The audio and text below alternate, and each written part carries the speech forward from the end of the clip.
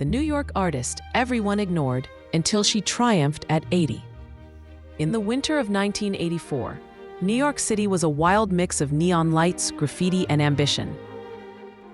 The art scene was exploding with names like Basquiat, Haring, and Sherman, artists who would become icons.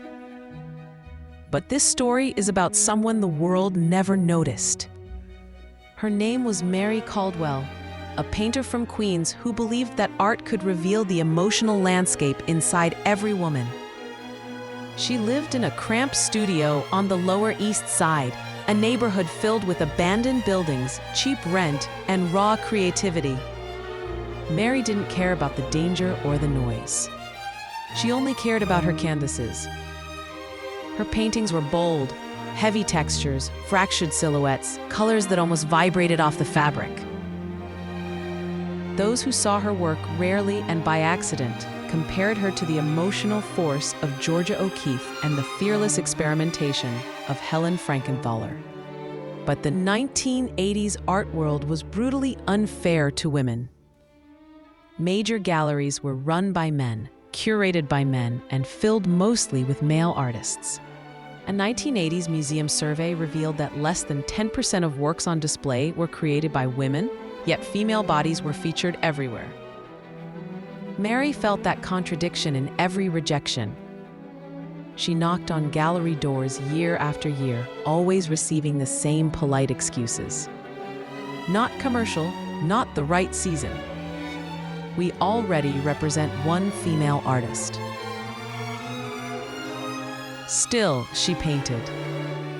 During freezing winters when her heater broke, she painted wearing gloves. During sweltering summers, when the city smelled like hot asphalt, she kept her windows open and worked late into the night. Her art was her heartbeat. In 1986, something almost changed everything. A respected gallery owner visited her studio. He stared at her paintings for a long time, longer than anyone ever had. Mary could barely breathe. "You have something rare," he said. For a moment, it felt like the breakthrough she'd waited her entire life for. But then he added quietly, "I just don't know how to sell work made by a woman." Mary never forgot that sentence, not because it hurt, but because it clarified the truth. The problem was never her talent. It was the era. So she kept painting even without recognition. She taught art to children in Brooklyn. She sold small pieces here and there. But her biggest success was simply refusing to give up on her gift. And here is the part of Mary's story that surprises everyone. Today, Mary is alive in her 80s, living in a small house upstate. She gardens. She laughs easily. And yes, she still paints. More importantly, the world finally came back for her. A new generation of curators began searching for overlooked female artists of the 1980s. Mary's work resurfaced in private collections and old studios, and one of her large canvases was featured in a 2021 exhibition celebrating forgotten women of New York's art history. Visitors stood in front of her paintings in awe, saying, "How did we miss her?" Mary doesn't think in terms of fame anymore. She says something simple. "I paint because I would stop breathing if I didn't." Our story reminds us of something powerful.